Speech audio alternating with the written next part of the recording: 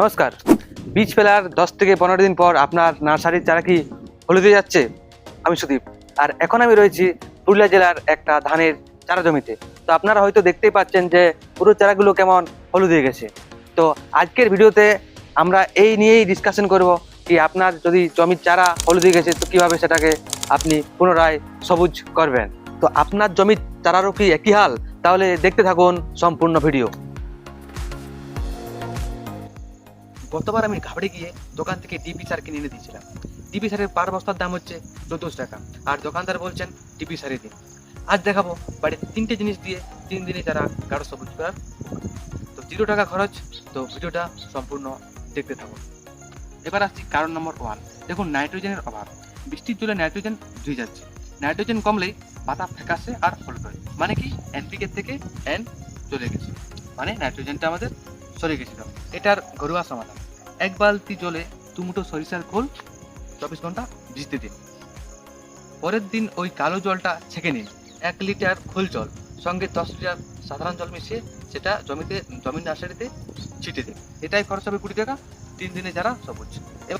এবার আসছি 2 নম্বর কারণ: গোড়া পচা বা জল বেশি। টানা বৃষ্টিতে নার্সারিতে জল জমে গেছে, গোড়া পচে যাচ্ছে, তাই হলুদ হয়ে মারা যাচ্ছে। দেখুন, এটার জন্য কি সমাধান: প্রথমে নিকাশি নালা কেটে জল বের করে দিন। 1 দিন জমি শুকাতে দিন।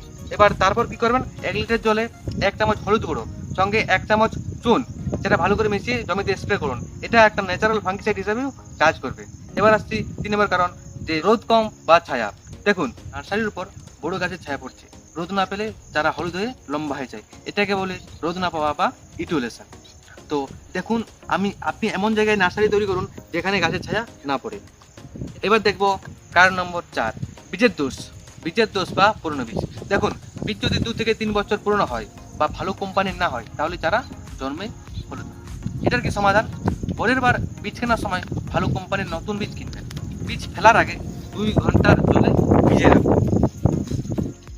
এবার আসছি মাটিতে খাবার নেই বা মাটি শক্ত।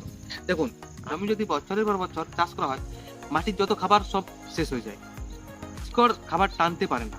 এটা কি সমাধান: নার্সারি করার 10 দিন আগে গোবর সার মাটিতে মিশিয়ে দিন আর মাটি ঝুরঝুরে রাখুন। এবার আসছি রোগ পোকার আক্রমণ। এটা সবচেয়ে বড় বিপদ। আমরা কি ভাবি যে গাছে খাবার নেই, কিন্তু আসলে পোকা সেখানে জমির রস চুষে খাচ্ছে। কোন কোন পোকা লাগে? এখানে মেন 3টে পোকা লাগে। প্রথম হচ্ছে থ্রিপস। এর কাজ কি? এর কাজ হচ্ছে গাছকে কুকুড়ে দেওয়া বা রস চুষে খাওয়া। দেখুন, খুব ছোট ছোট পোকা পাতার তলায় থাকে, কালো সাদা রঙের। এগুলোকে চোখে দেখা যায় না।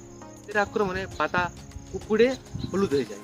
আর এবার আসছি জাব পোকা বা মিলিবাগ। দেখুন, এর কি কাজ? কচি ডগায় সাদা তুলোর মতো পোকা, জাব পোকা। এ কি করে? এরাও গাছের রস খায়, পাতাকে হলুদ তৈরি করে, আর তার ফলে গাছ আর বড় হতে পারে না। এবার দেখবো 3 নম্বর পোকা: লেদা পোকা বা কাঁচুর পোকা। এই দেখুন, যে চারা আছে নার্সারি, আপনি সকালে গিয়ে দেখবেন যে চারাটা নিচ থেকে কেটে দিয়েছে। এটা হচ্ছে লেদা পোকা বা কাটুই পোকার কাজ, সঙ্গে পাতা হলুদও করে দেয়।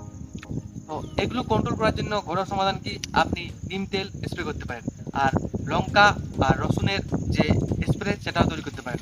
সেটা যে লঙ্কা রসুনের স্প্রে কিভাবে তৈরি করবেন সেটা এর পরবর্তী ভিডিওতে আমি আপনাদের বলবো।